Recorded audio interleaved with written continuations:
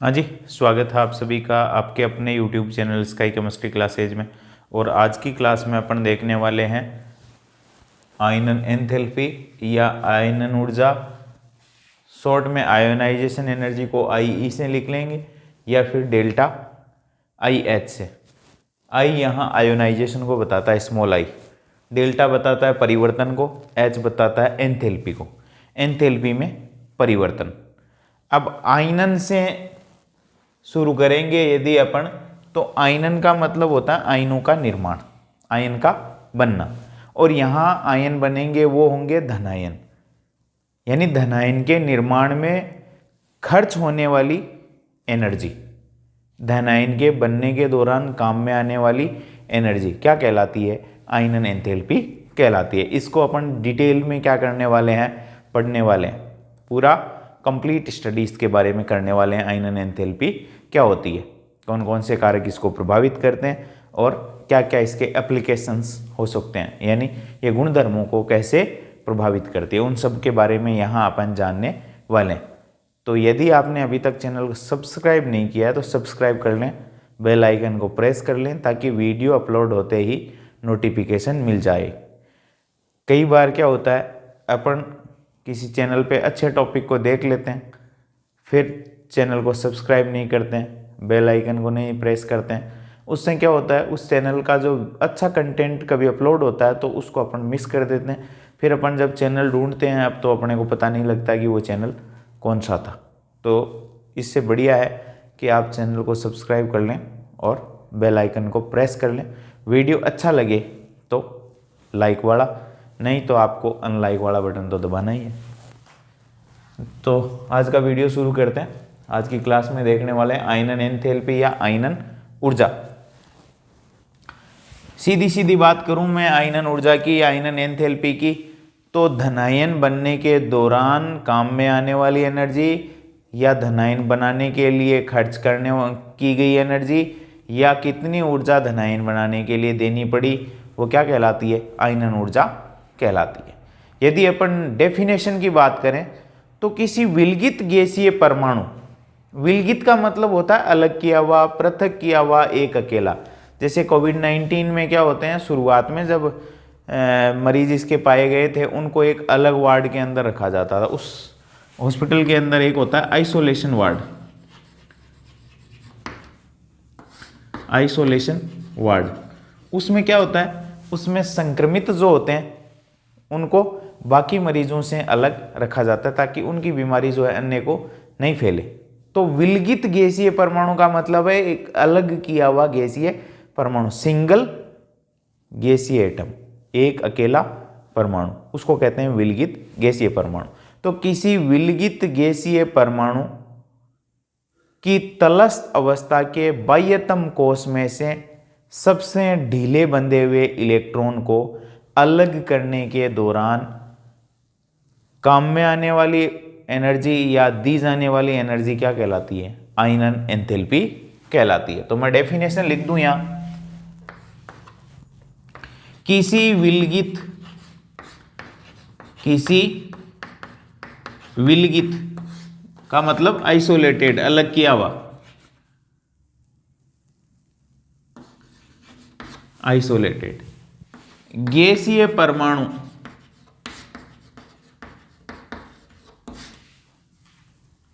के की जगह की कर लेते हैं कि तलस्थ अवस्था, तलस्थ अवस्था का मतलब उसको पहले कोई एनर्जी नहीं दी गई है, यानी उसका इलेक्ट्रॉन निम्नतम ऊर्जा स्तर में है, उसको कहते हैं ग्राउंड स्टेट। किसी विलगित गैसीय परमाणु की तलस्थ अवस्था के बाह्यतम कोश, बाह्यतम मतलब आउटेस्ट, सबसे बाहर वाला, में से सबसे ढीले, जो सबसे बाहर है, जिस पर नाभिक का आकर्षण सबसे कम है, वो सबसे ढीले बंधा हुआ इलेक्ट्रॉन होगा। सबसे ढीले बंधे हुए इलेक्ट्रॉन को पृथक करने के दौरान, पृथक करने के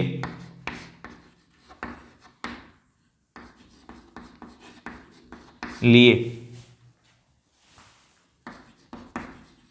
प्रयुक्त ऊर्जा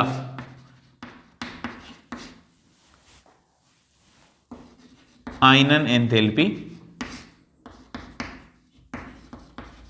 कहलाती है। आयनन एंथैल्पी कहलाती है। ये डेफिनेशन तो इंपॉर्टेंट है ही है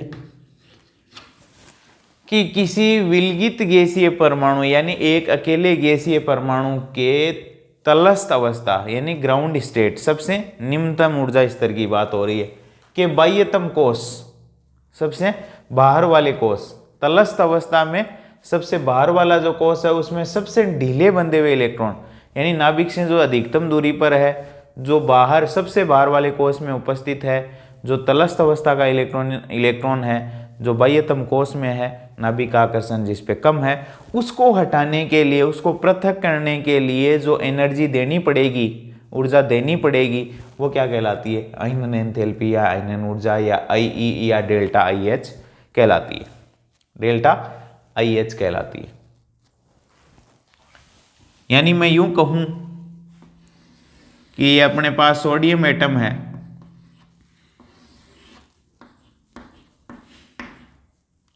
और इसके पास K कोश में 2 इलेक्ट्रॉन है, L कोश में 8 इलेक्ट्रॉन है और M कोश में 1 इलेक्ट्रॉन है। तो सबसे बाह्यतम कोश ये इसकी तलस्थ अवस्था है, यानी कोई भी इलेक्ट्रॉन जो है ऊर्जा ग्रहण किया हुआ नहीं है। जैसी उसकी मूल अवस्था है उसको कह रहे हैं अपन तलस्थ अवस्था या ग्राउंड स्टेट।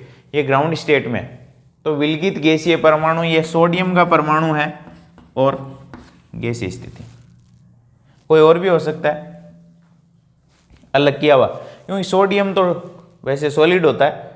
तो इसके परमाणु अपने को विलगित परमाणु कब मिलेंगे? सोडियम सॉलिड, पहले इसको जब अपन गर्म करेंगे, सोडियम सॉलिड से गैस प्राप्त कर लेंगे, तो इसको अपने को गर्म करना पड़ेगा, एनर्जी देनी पड़ेगी, यानी इसका ऊर्ध्वपातन अपने को करवाना पड़ेगा। एक तरीके से सॉलिड से गैस में ले जाना पड़ेगा, तो अलग अलग अपने को परमाणु मिल जाएंगे। सोडियम के परमाणु अपने को मिल जाएंगे। बहुत सारे परमाणु एक जगह इकट्ठे होते हैं, उनको अलग अलग कर लेते हैं एनर्जी दे करके, तो सोडियम गैस में कन्वर्ट हो जाता है। तो विलगित गैसीय परमाणु की तलस्थ अवस्था, ये तलस्थ अवस्था है, इसको कोई एनर्जी नहीं दी हुई, इलेक्ट्रॉन ने कोई एनर्जी गेन नहीं करी। तलस्थ अवस्था के बाह्यतम कोश, ये सबसे बाहर वाला कोश है बाह्यतम, KLM, N बराबर 1 2 3, बाह्यतम कोश में से सबसे ढीले बंधे हुए, तो सबसे ढीला बंधा हुआ इलेक्ट्रॉन जिस पर नाभिक का आकर्षण सबसे कम हो,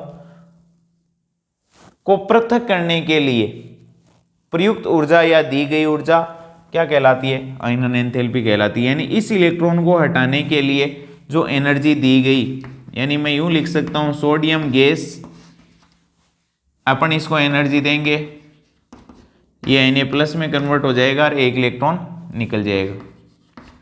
यहां जो एनर्जी काम में आई, विलगित सोडियम का जो गैसीय परमाणु है उसके बाह्यतम कोश में से इलेक्ट्रॉन जो सबसे ढीला बंधा हुआ है उसको हटाने के लिए जो एनर्जी यहां दी गई उसको क्या कहते हैं? डेल्टा IH या IE, और ये हमेशा क्या होती है? धनात्मक होती है। डेल्टा IH या IE हमेशा धनात्मक होती है। क्यों? क्योंकि नाभिक के आकर्षण से इलेक्ट्रॉन को छुड़ाने के लिए हमेशा एनर्जी देनी पड़ती है। तो मैं यूं कह सकता हूं डेल्टा IH या IE, आयोनाइजेशन एनर्जी या आयनन एंथैल्पी हमेशा धनात्मक होती है।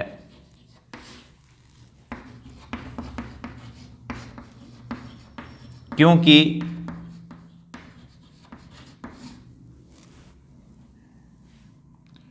नाभिक के आकर्षण से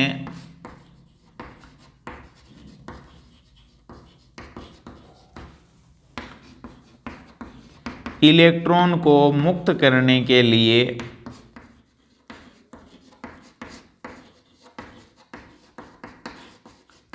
ऊर्जा देनी पड़ती है, और जहां एनर्जी देनी पड़ती है वहां डेल्टा H क्या होगा? पॉजिटिव। E1 कम है, E2 ज़्यादा है, यानी पहले एनर्जी कम थी, बाद में देनी पड़ी तो ज़्यादा हो गई, तो E2 में से E1 घटाएंगे तो पॉजिटिव आएगा। यानी डेल्टा IH या IE हमेशा धनात्मक होती है, क्योंकि नाभिक के आकर्षण से इलेक्ट्रॉन को हटाने के लिए क्या करना पड़ेगा, अपने को एनर्जी देनी पड़ती है, तो ये हमेशा पॉजिटिव होगी। अब मान लीजिए अपने पास ये गैसीय एटम है, इसमें से पहला इलेक्ट्रॉन पृथक करते हैं अपन, तो ये बना लेगा M प्लस एक इलेक्ट्रॉन गैसीय अवस्था। तब इसको अपन इस एनर्जी को कहेंगे डेल्टा IH1 या IE1, आयोनाइजेशन एनर्जी प्रथम या प्रथम आयनन ऊर्जा क्या कहलाएगी, प्रथम आयनन ऊर्जा या प्रथम आयनन एंथैल्पी। और लिखते टाइम लिखेंगे डेल्टा IH1 या IE1। फिर इसमें से दूसरा इलेक्ट्रॉन निकालेंगे M प्लस में से, M प्लस गैसीय में से दूसरा इलेक्ट्रॉन निकालेंगे तो ये M+2G में कन्वर्ट हो जाएगा, प्लस एक इलेक्ट्रॉन और निकल जाएगा। पहला इलेक्ट्रॉन पृथक करने में जो ऊर्जा अपने को देनी पड़ेगी वो होगी डेल्टा IH1 या IE1।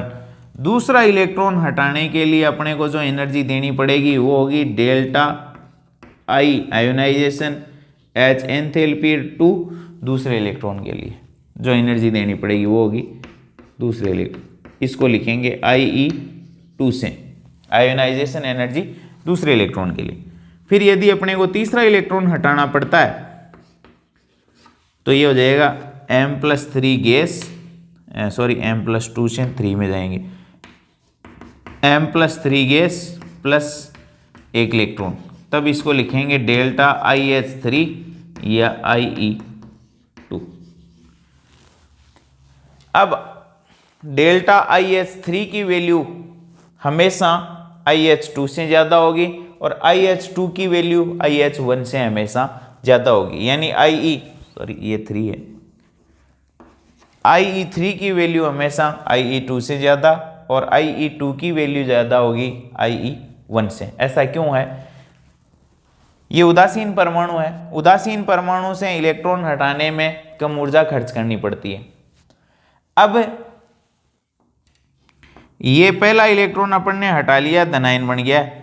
अब धनायन बन गया है तो धनायन पर नाभिकीय आवेश बढ़ जाता है, क्योंकि इलेक्ट्रॉनों की संख्या घट जाती है और इलेक्ट्रॉनों की संख्या कम होती है तो प्रति इलेक्ट्रॉन नाभिकीय आवेश क्या होता है, बढ़ जाता है। यानी नाभिक का आकर्षण बल, पहले मान लीजिए सोडियम की बात करें तो 11 इलेक्ट्रॉनों पर 11 प्रोटॉनों का नाभिकीय आवेश लग रहा था। अब एक इलेक्ट्रॉन अपन हटा देते हैं तो इलेक्ट्रॉन तो रह गए 10 और प्रोटॉन 11 के 11 ही हैं, तो नाभिकीय आवेश प्रति इलेक्ट्रॉन बढ़ जाता है और नाभिकीय आकर्षण बल बढ़ता है तो आकार में क्या आती है, कमी आती है। और नाभिकीय आकर्षण बल जब ज़्यादा होगा तो इलेक्ट्रॉन को छुड़ाना क्या होगा, निष्कासित करना या छुड़ाना मुश्किल होगा। अब जैसे जैसे पॉजिटिव चार्ज बढ़ेगा नाभिकीय आवेश बढ़ता चला जाएगा और नाभिकीय आवेश जैसे जैसे बढ़ेगा इलेक्ट्रॉन का निष्कासन मुश्किल होता चला जाएगा और मुश्किल होता चला जाएगा, तो यानी M+2 में से इलेक्ट्रॉन निकालना मुश्किल होगा सबसे ज़्यादा और M में से इलेक्ट्रॉन निकालना सबसे आसान होगा। तो इसकी आयनन एंथैल्पी सबसे ज़्यादा, यहाँ सबसे ज़्यादा एनर्जी देनी पड़ेगी अपने को, यहाँ उससे कम और सबसे कम एनर्जी देनी पड़ेगी यहाँ, यानी डेल्टा IH3 की वैल्यू सबसे ज़्यादा होगी, ये सबसे ज़्यादा, फिर IH2 की, फिर डेल्टा IH1 की। या अपन इसको इस तरीके से लिख सकते हैं IE3, IE2 और IE1।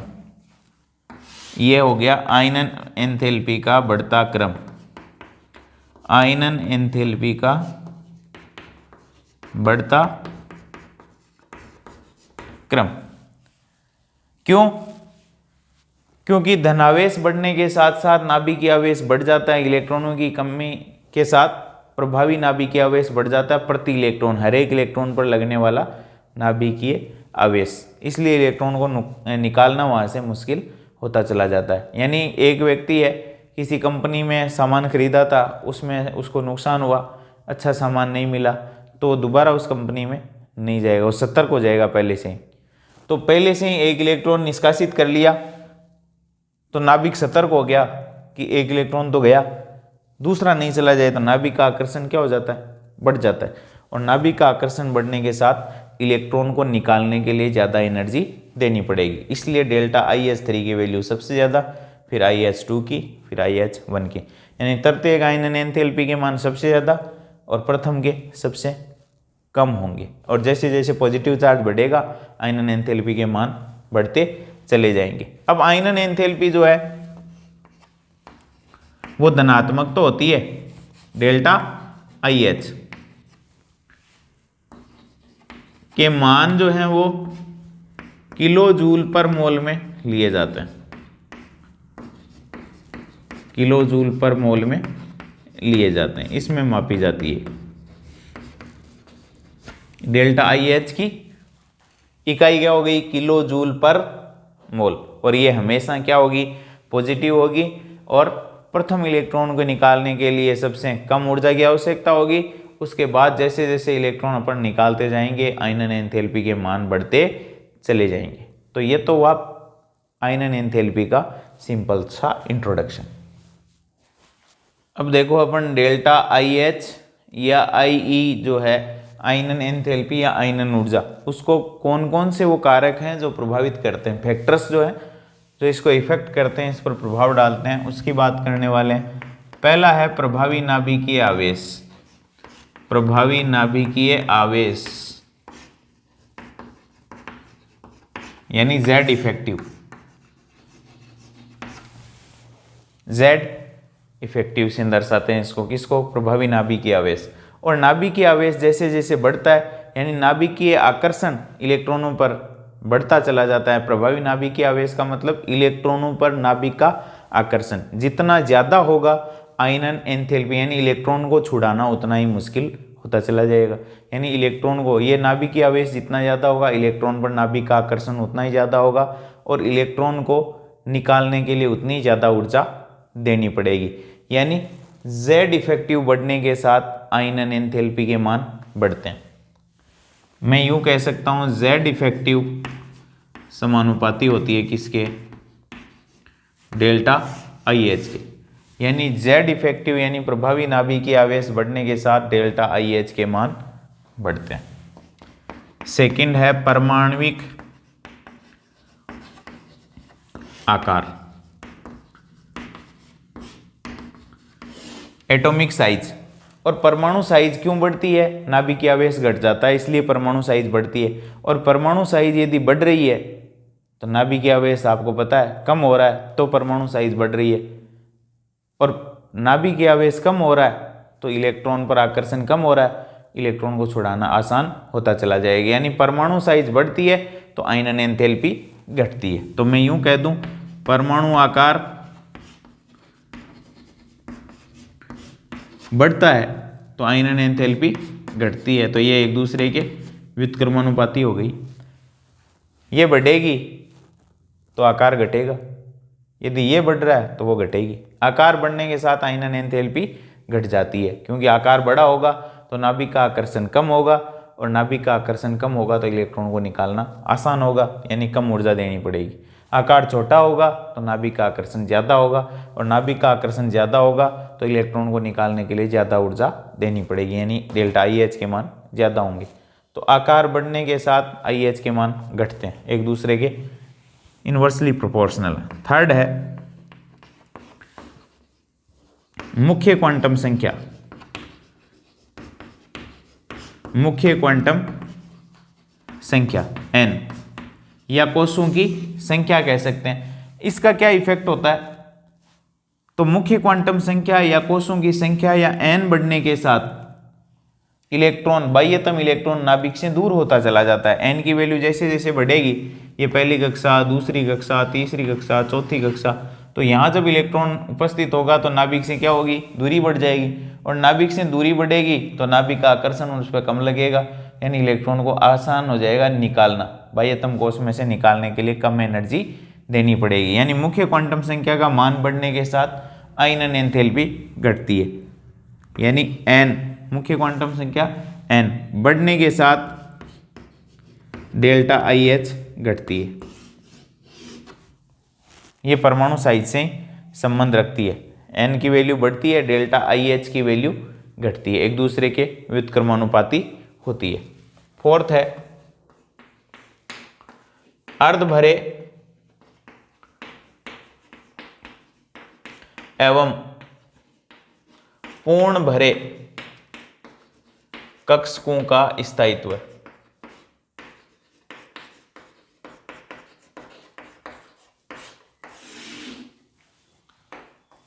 यानी कक्षक अर्ध भरे और पूर्ण भरे हैं तो उनकी आयनन एंथैल्पी, उनमें से इलेक्ट्रॉन निकालना क्या होगा, मुश्किल होगा बजाय अन्य कक्षकों के। तो अर्ध भरे और पूर्ण भरे कक्षकों का स्थायित्व ज़्यादा होता है, और स्थायित्व ज़्यादा है तो वहाँ से इलेक्ट्रॉन निकालना मुश्किल होता है, और इलेक्ट्रॉन जहाँ निकालना मुश्किल होता है वहाँ ऊर्जा ज़्यादा देनी पड़ेगी, और ऊर्जा ज़्यादा देनी पड़ेगी वहाँ आयनन एंथैल्पी के मान क्या होंगे, उच्च होंगे। यानी मैं यूँ कहूँ कि P6, P3 और P4। P6 का मतलब P कक्षक में 6 इलेक्ट्रॉन, 2 4 6, ये क्या है, पूर्ण भरा।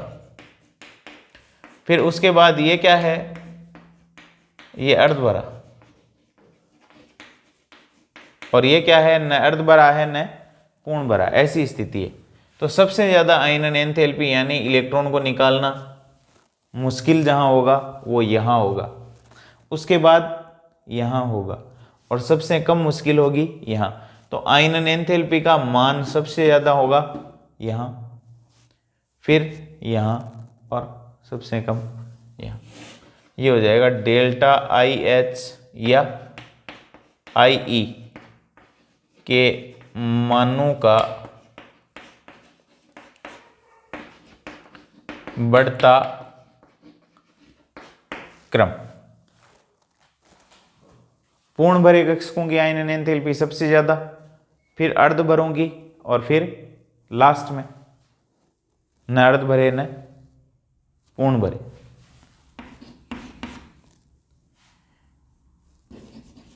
फिर फिफ्थ है कक्षकों की भेदन क्षमता।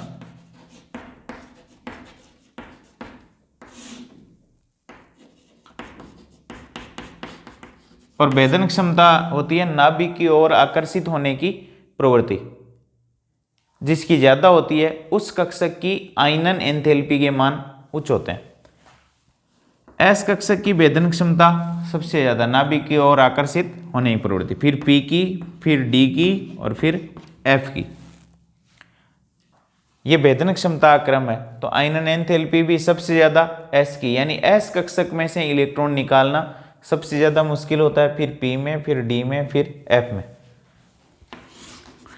डेल्टा IH का बढ़ता क्रम, ये हो जाएगा कक्षकों की भेदन क्षमता। फिर नेक्स्ट है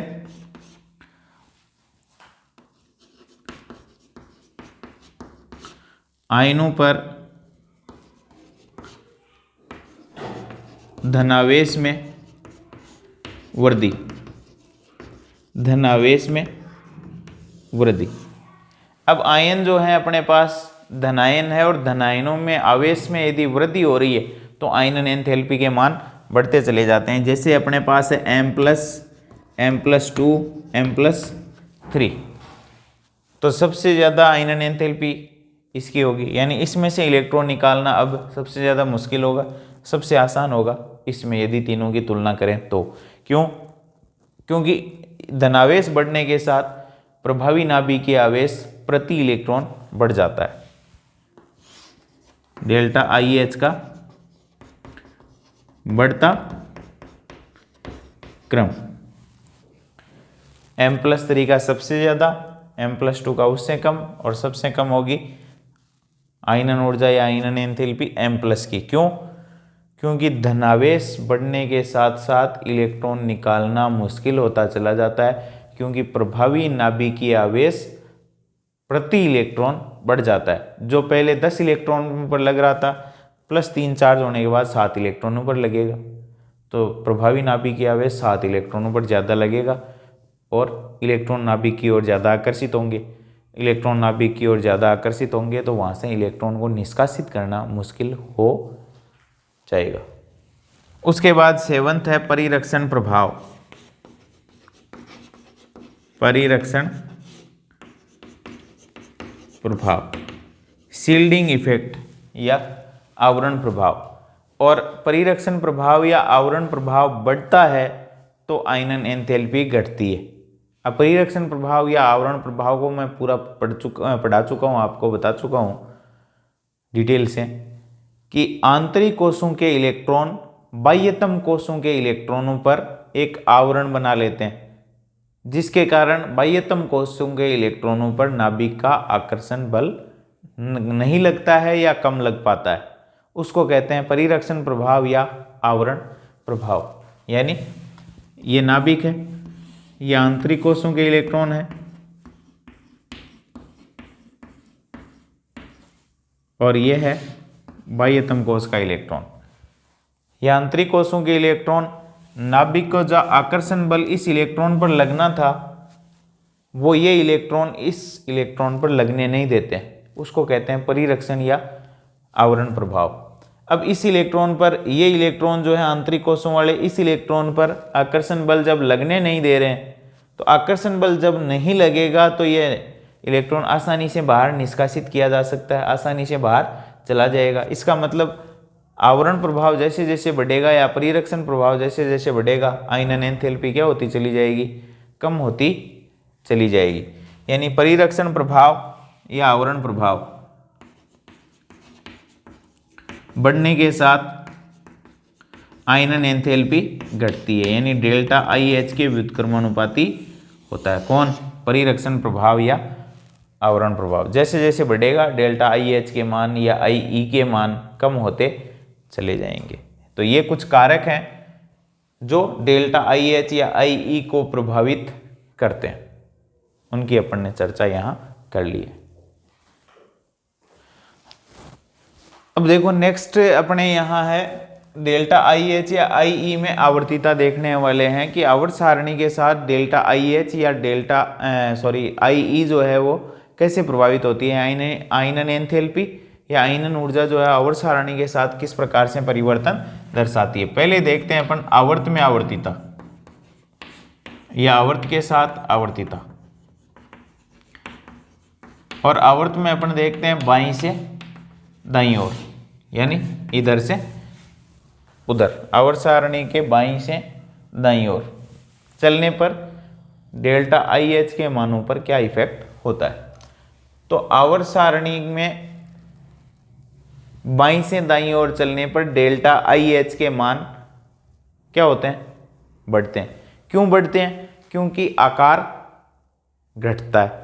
और आकार क्यों घटता है? क्योंकि नाभिकीय आवेश बढ़ता है। और नाभिकीय आवेश इसलिए बढ़ता है क्योंकि जब अपन बाईं से दाईं ओर चलते हैं एक ही आवर्त में, तो इलेक्ट्रॉन एक ही कक्षा या कोश में बढ़ते चले जाते हैं। यानी इलेक्ट्रॉन जो हैं उनकी नाभिक से दूरी नहीं बढ़ती है, और इलेक्ट्रॉनों की नाभिक से जब दूरी नहीं बढ़ती है तो नाभिक का आकर्षण बल इलेक्ट्रॉनों पर बढ़ता चला जाता है परमाणु क्रमांक बढ़ने के साथ। और आकार में क्या आती चली जाती है? कमी। और आकार में जब कमी आएगी तो किस कारण आ रही है? नाभिकीय आवेश के कारण आ रही है। और नाभिकीय आवेश के कारण यदि आकारों में कमी आ रही है तो वहाँ से इलेक्ट्रॉन निकालना मुश्किल होता चला जाएगा।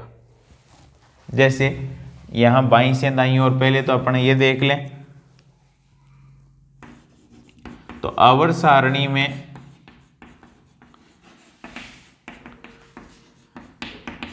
बाईं से दाईं ओर डेल्टा IH के मान बढ़ते हैं। क्योंकि इसका कारण क्या है?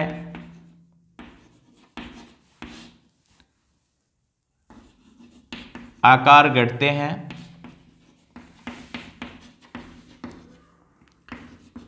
प्रभावी नाभिकीय आवेश, प्रभावी नाभिकीय आवेश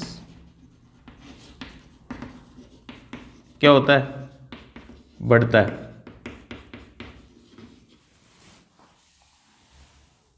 क्योंकि कोषों की संख्या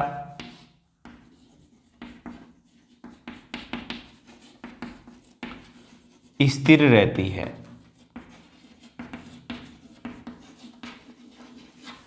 यानी अपन lithium, beryllium, boron, carbon, nitrogen, oxygen, fluorine इधर चले तो सामान्य कॉमन रूल ये है कि बाईं से दाईं ओर चलने पर आकारों में कमी आती है। और आकारों में कमी का कारण मैं पीछे बता चुका हूँ क्यों आती है आकारों में कमी।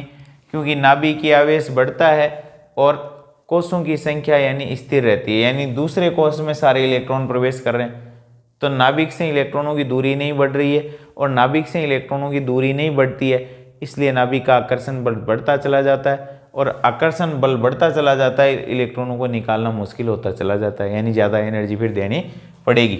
लेकिन इसमें कुछ अपवाद भी अपने को देखने को मिलते हैं। बेरिलियम अंतिम इलेक्ट्रॉन 2s में प्रवेश करते हैं, बोरॉन 2p1 होता है,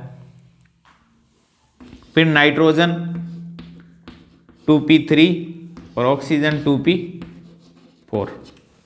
कॉमन रूल क्या है? बाईं से दाईं ओर चलने पर आकार घटता है, नाभिकीय आवेश बढ़ता है और नाभिकीय आवेश बढ़ने के साथ इलेक्ट्रॉनों का निष्कासन मुश्किल होता चला जाता है, यानी आयनन एंथैल्पी के मान बढ़ते हैं। बाईं से दाईं ओर डेल्टा IH के मान बढ़ते हैं। कॉमन तो ये लिख लिया, लेकिन यहाँ अपवाद है। यहाँ इलेक्ट्रॉन जो है वो निष्कासित होने वाला है 2s में और यहाँ है 2p में। 2s नाभिक के ज़्यादा पास में है, 2p नाभिक से थोड़ा दूर है। इसकी भेदन क्षमता ज़्यादा है क्योंकि नाभिक का आकर्षण इस पे ज़्यादा लगेगा, इस पे कम लगेगा। तो यहाँ से इलेक्ट्रॉन निकालना, बोरॉन की डेल्टा IH1 क्या होती है? कम होती है। बेरिलियम की डेल्टा IH1 से, या यूं ही लिख लो, बोरॉन की डेल्टा IH1 कम होती है, बेरिलियम की डेल्टा IH1 ज़्यादा होती है। कारण ये 2s कक्षक में उपस्थित है, ये 2p में। 2p की एनर्जी जो है वो क्या होती है? ज़्यादा, इसकी एनर्जी कम। इस पर नाभिक का आकर्षण ज़्यादा होता है क्योंकि s कक्षक में, ये p में है। तो यहाँ से इलेक्ट्रॉन निकालना आसान है, यहाँ से मुश्किल है। तो होना चाहिए था कि बोरॉन में से इलेक्ट्रॉनों को निकालने के लिए या पहला इलेक्ट्रॉन निकालने के लिए कम एनर्जी देनी पड़ेगी, लेकिन है विपरीत। यहाँ एनर्जी ज़्यादा देनी पड़ेगी, सॉरी, यहाँ कम एनर्जी देनी पड़ेगी, यहाँ एनर्जी ज़्यादा देनी पड़ेगी। तो यहाँ से इलेक्ट्रॉन को निकालना क्या है? आसान है और यहाँ से मुश्किल है, जबकि यहाँ से आसानी से निकलना चाहिए था क्योंकि इधर से उधर जा रहे हैं तो आकारों में कमी आ रही है। बोरॉन का आकार छोटा है, बेरिलियम का आकार बड़ा है, तो इसमें से इलेक्ट्रॉन आसानी से निकलना चाहिए था बजाय बोरॉन के, लेकिन इसके विपरीत है क्योंकि भेदन क्षमता s की ज़्यादा, नाभिक के ज़्यादा पास में है, तो यहाँ से इलेक्ट्रॉन मुश्किल से निकलेगा और यहाँ से आसानी से निकल जाएगा। तो ये तो बात हुई इसकी। फिर नाइट्रोजन और ऑक्सीजन जो है उसकी प्रथम आयनन एंथैल्पी, यानी पहला इलेक्ट्रॉन निकालने के लिए ज़्यादा एनर्जी किस में देनी पड़ेगी, कम किस में देनी पड़ेगी? तो होना तो यूँ चाहिए था कि ऑक्सीजन में पहला इलेक्ट्रॉन निकालने के लिए यानी डेल्टा IH1 के मान इसके ज़्यादा होने चाहिए और इसके कम, क्योंकि ऑक्सीजन छोटा है आकार में नाइट्रोजन से, क्योंकि इधर से उधर जा रहे हैं तो आकार घट रहे हैं। लेकिन ऐसा नहीं है। क्यों नहीं है? क्योंकि ऑक्सीजन के पास देखो 2p4 है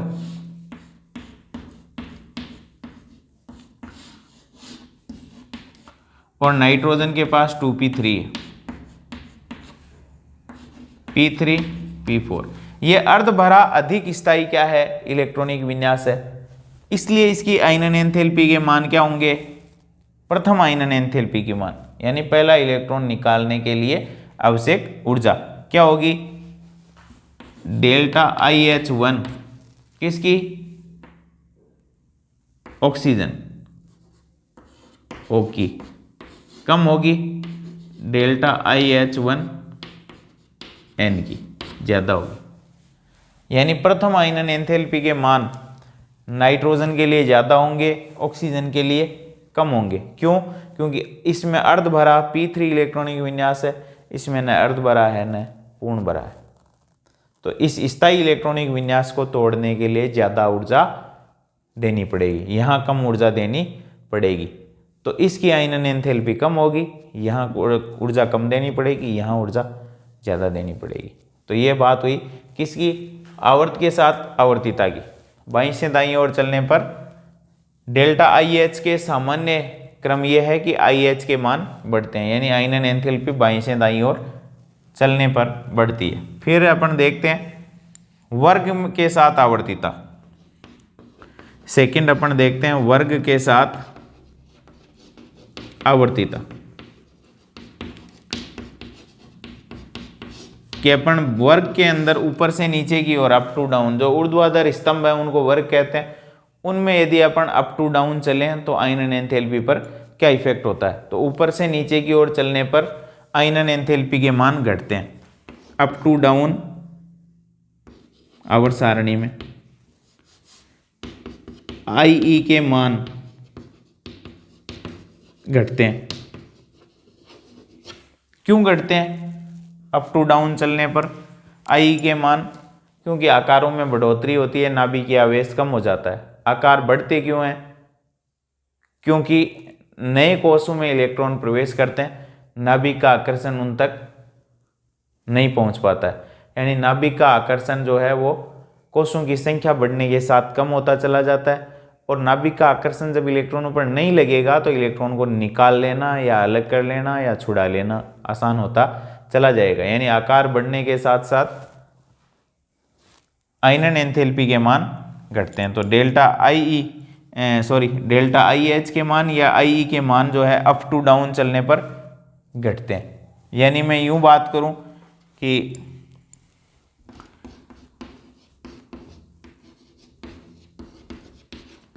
ये तो आयनन एंथैल्पी डेल्टा IH के मान क्या होंगे,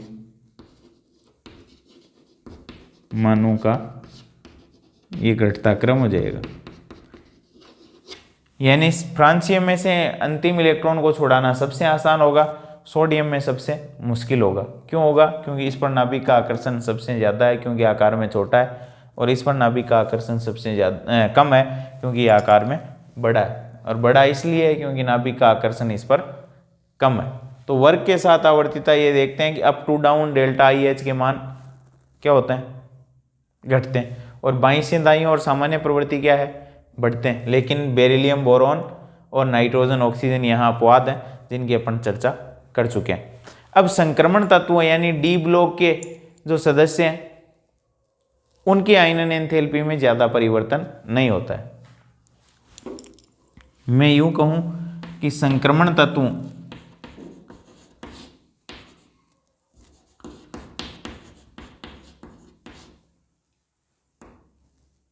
की डेल्टा IH के मानों में ज़्यादा परिवर्तन नहीं होता है। अब क्यों नहीं होता है परिवर्तन? क्योंकि इसमें इलेक्ट्रॉन जो है N-1D आंतरिक कोषों में प्रवेश करता है। तो परमाणु क्रमांक बढ़ने के साथ क्या बढ़ता है, नाभिकीय आवेश बढ़ता है, लेकिन उसके साथ साथ परिरक्षण प्रभाव भी बढ़ जाता है। संक्रमण तत्वों की डेल्टा IH के मानों में ज्यादा परिवर्तन नहीं होता है क्योंकि परमाणु क्रमांक बढ़ने के साथ नाभिकीय आकर्षण या नाभिकीय आवेश या प्रभावी नाभिकीय आवेश बढ़ता है, लेकिन इलेक्ट्रॉन N-1D आंतरिक कोषों में प्रवेश, उपकोषों में प्रवेश करते हैं, जो NH से क्या आते हैं, पहले इसलिए ये जो n-d कक्षक में प्रवेश करने वाले जो इलेक्ट्रॉन होंगे वो ns इलेक्ट्रॉनों पर क्या करेंगे, परिरक्षण प्रभाव या आवरण प्रभाव उत्पन्न करेंगे। तो परमाणु क्रमांक बढ़ने के साथ प्रभावी नाभिकीय आवेश बढ़ रहा है, लेकिन आंतरिक कोशों में इलेक्ट्रॉन प्रवेश करने के कारण परिरक्षण प्रभाव भी बढ़ रहा है। यानी एक तरफ नाभिकीय आवेश, एक तरफ परिरक्षण प्रभाव, दोनों बढ़ रहे हैं। परिरक्षण प्रभाव आकार को बढ़ा देता है, नाभिकीय आवेश कम कर देता है, यानी दोनों एक दूसरे को संतुलित करने का प्रयास करते हैं। इसलिए आयनन एंथैल्पी के मानों में ज़्यादा परिवर्तन नहीं होता है, लेकिन अप टू डाउन चलने पर आकार बढ़ते हैं, आयनन एंथैल्पी घटती है। यानी 3D से अपन 4D की तरफ जाएंगे संक्रमण तत्वों में, तो आकारों में क्या आती है, वृद्धि होती है, आयनन एंथैल्पी घटती है 3D से 4D। अब 4D से यदि 5D की तरफ जाएं तो इट्रियम से लेंथेनम में जाने पर, इट्रियम से लेंथेनम की तरफ जाएं अपन तो आकार बढ़ते हैं, आयनन एंथैल्पी घटती है। लेकिन बाकी सदस्यों पर यह रूल लागू नहीं होता। क्यों नहीं होता? क्योंकि उसके बाद आगे 4F आंतरिक संक्रमण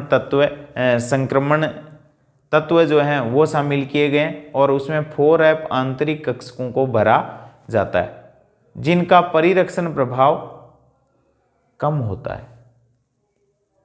और परिरक्षण प्रभाव कम होने के कारण नाभिकीय आवेश क्या होता है, बढ़ जाता है, क्योंकि इलेक्ट्रॉन 4F कक्षकों में प्रवेश करते हैं। 4F के बाद में 5D, 5D के बाद में 6S, तो काफी आंतरिक कक्षकों में इलेक्ट्रॉन प्रवेश करते हैं। अंदर वाले कक्षकों के अंदर, यानी शेर के पिंजरे के पास जा रहे हैं इलेक्ट्रॉन, नाभिक के पास ये 2 कक्षक मौजूद हैं, उससे पहले वाले कक्षक में भरे जा रहे हैं, तो नाभिक का आकर्षण यहाँ ज्यादा लगेगा और परिरक्षण प्रभाव क्या हो जाता है, कम हो जाता है। यानी 4F कक्षकों में इलेक्ट्रॉन प्रवेश कर रहे हैं तो परमाणु क्रमांक बढ़ने के साथ नाभिकीय आवेश तो बढ़ता है, लेकिन इनका परिरक्षण प्रभाव क्या हो जाता है, 5D और 6S इलेक्ट्रॉनों पर कम होता चला जाता है, क्योंकि इलेक्ट्रॉन आंतरिक कक्षकों में प्रवेश करते हैं। इसलिए आकारों में क्या आ जाती है, कमी आ जाती है। 4F आंतरिक कक्षकों में इलेक्ट्रॉनों के प्रवेश के कारण नाभिकीय आवेश बढ़ जाता है, लेकिन परिरक्षण प्रभाव नहीं बढ़ता है, परिरक्षण प्रभाव नहीं बढ़ता है। इसलिए आकारों में क्रमिक संकुचन पैदा हो जाता है, जिसको अपन लेंथेनाइड संकुचन के नाम से जानते हैं। क्योंकि परमाणु क्रमांक बढ़ने के साथ, फिर बता दूं, नाभिकीय आवेश बढ़ता है, लेकिन आंतरिक 4F कक्षकों में इलेक्ट्रॉनों के प्रवेश के कारण परिरक्षण प्रभाव या आवरण प्रभाव नहीं बढ़ता है। अंदर वाले इलेक्ट्रॉन कोशों में इलेक्ट्रॉनों के प्रवेश के कारण ये जो हैं इनको परिरक्षित नहीं कर पाते हैं, नाभिक के आकर्षण से बचा नहीं पाते हैं। इसलिए आकारों में क्या आती है, कमी आ जाती है,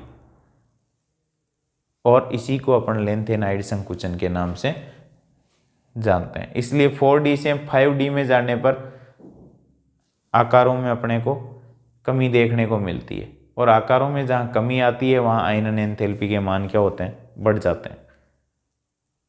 तो यह है संक्रमण तत्वों में आयनन एंथैल्पी। ज़्यादा परिवर्तन नहीं होते, लेकिन 4D से जब 5D में जाएंगे तो आकारों में क्या आ जाती है, कमी आ जाती है, लेंथेनाइड संकुचन के कारण। 12th में देखेंगे लेंथेनाइड संकुचन क्या होता है।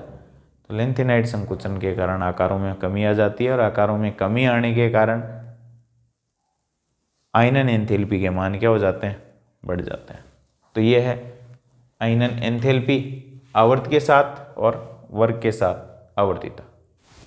अब देखो अपने लास्ट इसके अंदर आयनन एंथैल्पी में अपन देख लेने वाले डेल्टा IH या IE जो है उसके अनुप्रयोग, एप्लीकेशन या क्या काम में आती है।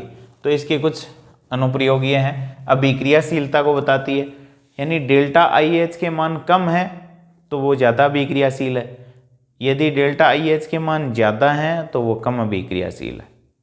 अभिक्रियाशीलता के बता देती है अभिक्रियाशीलता कैसी है, क्रियाशील ज़्यादा है या कम है। डेल्टा आई एच के मान कम तो अभिक्रियाशीलता ज़्यादा, डेल्टा आई एच के मान ज़्यादा है तो अभिक्रियाशीलता कम। फिर है धात्विक और अधात्विक अभिलक्षण, ये भी बताती है। यदि डेल्टा आई एच के मान यानी आयनन एंथैल्पी के मान कम है तो धात्विक, और यदि डेल्टा आई एच के मान ज़्यादा है तो अधात्विक। कम है डेल्टा आई एच के मान तो धात्विक, ज़्यादा है तो अधात्विक। फिर ऑक्सीकरण अवस्था का स्थायित्व है। अब ऑक्सीकरण अवस्था का स्थायित्व क्या है कि प्रथम आयनन एंथैल्पी और द्वितीय आयनन एंथैल्पी, इन दोनों का अंतर, इन दोनों का अंतर यदि 16 इलेक्ट्रॉन वोल्ट के बराबर या ज़्यादा है,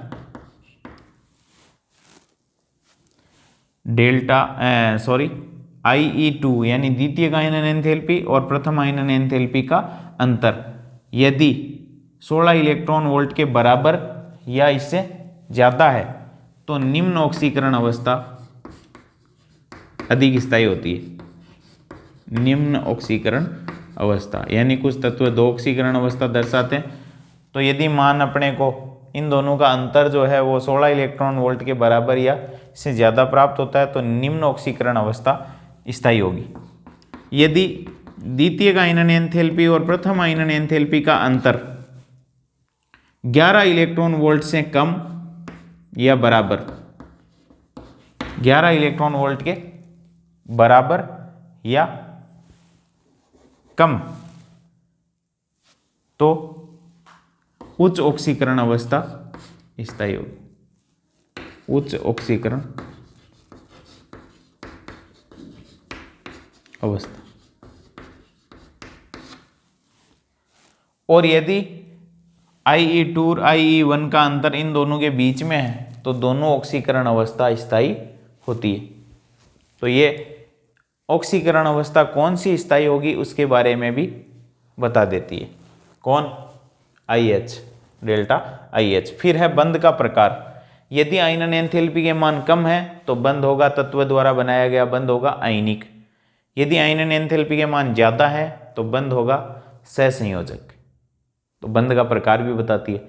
आयनन एंथैल्पी के मान कम तो बंध है आयनिक, ज़्यादा है तो बंध होगा सहसंयोजक। यानी जैसे सोडियम के लिए आयनन एंथैल्पी के मान कम होते हैं तो ये कौन सा बंध बनाएगा? ये आयनिक बंध बनाएगा, तो आयनिक या सहसंयोजक। उसके बाद है अपचयक क्षमता। यदि आयनन एंथैल्पी के मान कम है तो अपचयक क्षमता यानी इलेक्ट्रॉन देने की प्रवृत्ति, देने वाला होता है दूसरे को, वो होता है अपचयक। खुद का क्या होगा? ऑक्सीकरण। तो अपचयक क्षमता यानी इलेक्ट्रॉन देने की प्रवृत्ति दूसरे को बढ़ती है यदि डेल्टा IH के मान कम है। डेल्टा IH 1, 2, 3 या डेल्टा IH के मान घटते हैं तो अपचयक क्षमता बढ़ती है। तो मैं यूं कह दूं अपचयक क्षमता बढ़ती है तो डेल्टा IH के मान क्या होते हैं? घटते हैं, एक दूसरे के व्युत्क्रमानुपाती होते हैं। तो ये क्या है? ये एप्लीकेशन है किसके? डेल्टा IH के। ये क्या क्या बता देती है, क्या क्या जानकारी दे देती है उसके बारे में, ये सारी डेल्टा IH।